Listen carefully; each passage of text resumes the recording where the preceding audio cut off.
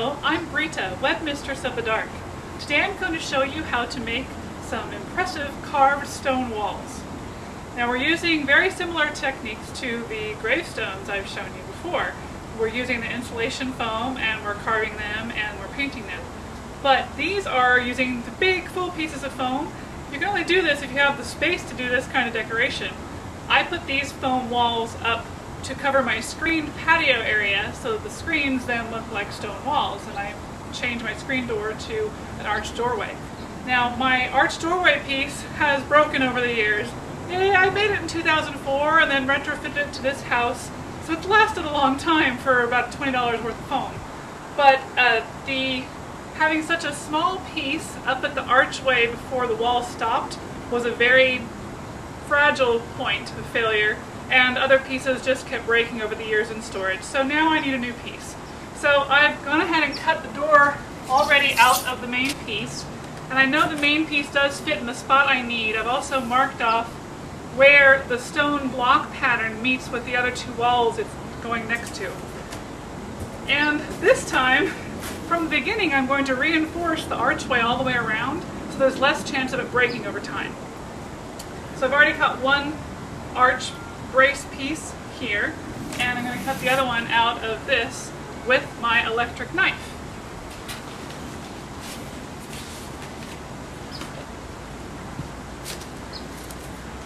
An electric knife makes this a lot easier. For years before I was able to get my own electric knife, because my dad uses his for carving turkey every Thanksgiving and was not going to let me use it for foam, I used just a serrated kitchen knife and I sawed it myself, and for gravestones it's not that big, but for carving big things like this it's a lot easier if you can have a power tool. You can use a saw, but it usually chews up the foam a little more. This is such a fine serration that it's really easier. I found this at a garage sale for a couple dollars. You might be able to find some at thrift stores too. So the thing you have to worry about when you're cutting a thin piece is that to brace it so it doesn't snap off at a weak point.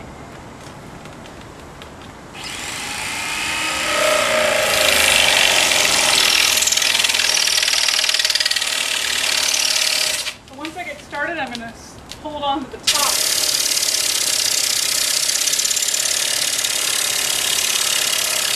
And holding on to the top, make sure it's not going to flap back and forth and snap off.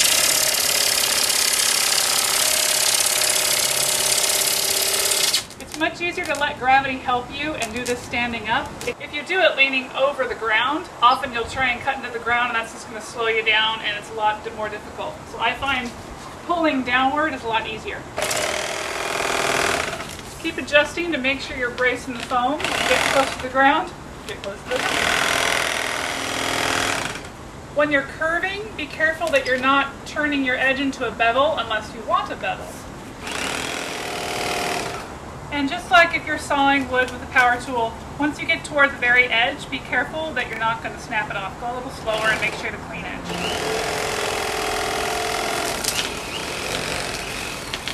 And timber! So this is the piece I was looking for. Now one thing you'll notice is these large sheets of foam come with plastic on both sides. And you cannot carve or paint through that plastic, but you can cut through the plastic. So I wasn't worrying about it for the cutting because now I can just peel it off. Make sure that you don't wait too long to peel off the plastic. I actually one year had foam that I had bought in advance and was going to use later that year, and the only place I had to store it was outside, and I guess the sunlight breaks down this plastic. I was not able to peel it off the foam. So I kind of carved through it and tried to paint over it. I learned never to do that again. So there's our piece. And this one fits here. And because we cut it out of the doorway, I'm going to have to do a little piece down there. But at least the main part of the piece of the door is going to be braced. And it will also give it an extra layer of texture. So I'll be able to carve this and carve this. That'll look really cool. Okay, so now because this came out of the door, which was inside, I need to do a little capstone piece to fill in up there, and I'm going to make that go all the way as close as I can to the very top edge. That's going to give me much more stability in that weakest point where the archway meets the top. Here I've drawn the capstone piece for the arch, and I'll be cutting it out with the electric knife.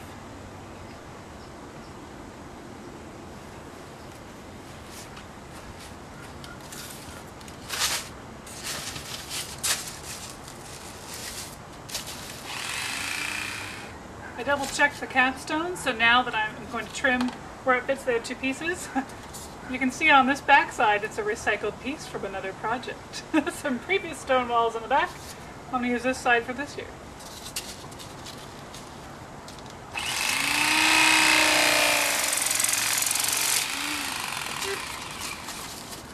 That'll just be an aged chunk.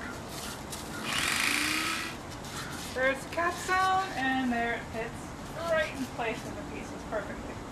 So now I'm going to glue the pieces down before I carve any of them with the wood burning tool.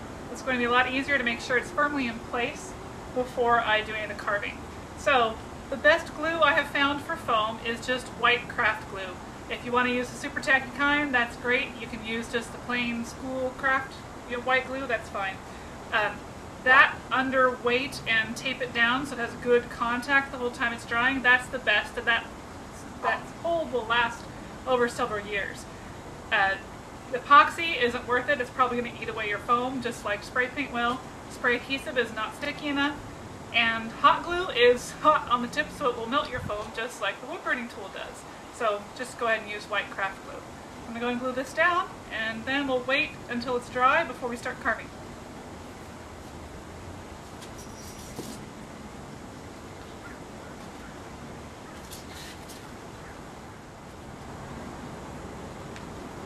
To make sure we have a good contact, I'm going to tape these as well.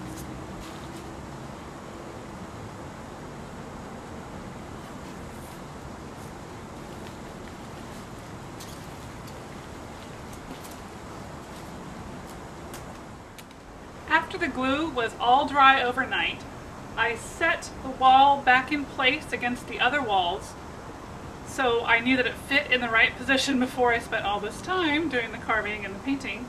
I marked off where the mortar seams meet the other walls, and in place I sketched my design of what I want to carve because I wanted to make sure that it looked right for the space that I have it in. So I've done all this sketching. I just sketched with a black dry erase pen because you're going to paint over it anyway, so you're not going to see any mistakes or readjustments of how you've decided. I've got a lot of, of rough marks on this one. So as long as I know which ones I want to carve, that's all that matters. So I have my wood burning tool all hot and ready to go here. I've got it on a dimmer switch so I can control how much heat. Otherwise you have a 100% wood burning tool and that ablates really big holes really quickly. So it's harder to work with for intricate carving. So right now I have the largest tip on my wood burning tool because I'm going to concentrate on the mortar seams first, which I do with the large tips because I can get them as large as possible in one stroke. Then I'll change to the smaller tip with the lower heat setting so I can do the fine intricate carving I have planned. Make sure you cool down completely before changing tips, otherwise you'll have to use a set of metal pliers, very well inflated. The sucker gets really hot. So make sure you have enough slack so you don't get pulled. And I'm going to start carving here. So I know I need this line here. So for the mortar lines, I use the larger tip, and it's all about half heat on the dimmer. So it's not 100%, but it's still plenty hot. So you can see that as soon as I touch the foam, it starts going away. Now for these mortar seams, I'm making them wiggly on purpose because I'm trying to simulate stone, but I'm still roughly following the line that I made because I want to make sure it meets up with the other stone walls I already have.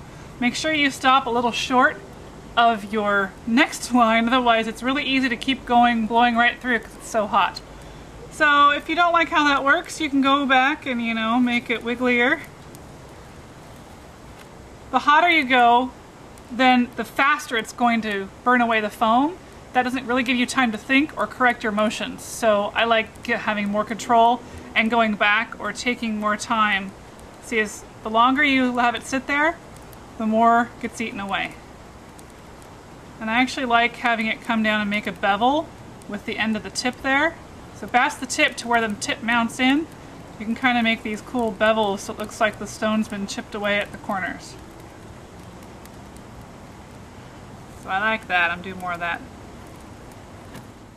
Before I change away from the fat tip here, I'm actually doing the outer edges of my archway and other big blocks, but I want a smooth line for those.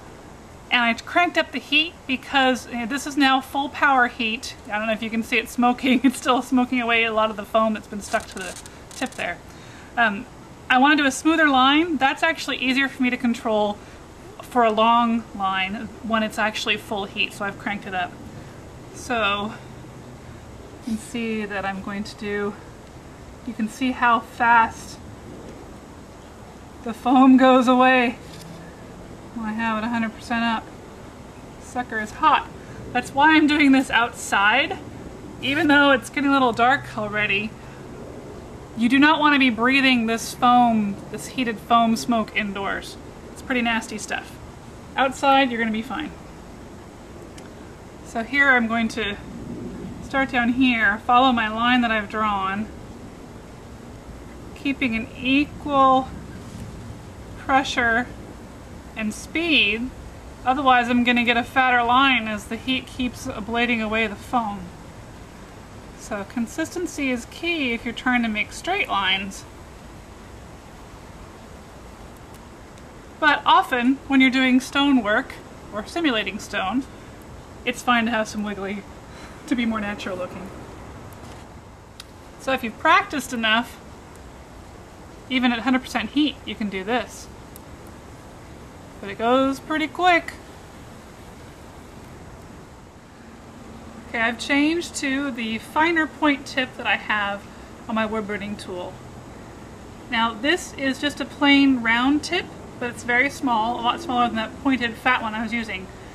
I tried using some of the chisel tips before, but it ablates the foam still so quickly, and it kind of just ablates in a round shape around whatever shape tip you're using. I don't find those do much good, but the finer tip definitely, on a lower heat setting, you can get a lot finer detail than the big fat lines we were drawing before. So I'm going to lean in so I can see what I'm doing. And to make sure I'm got the right heat setting, I'm going to use go in a wider area first to see how we're doing. Okay, test it out. Now I know what I'm doing. So just in case I need to adjust where that outer border line is going to go, I'm going to carve around the design first, because I can always adjust as I go along. You'll notice that you don't even need to get all the way touching the foam to actually have a result of it being ablated away, evaporating.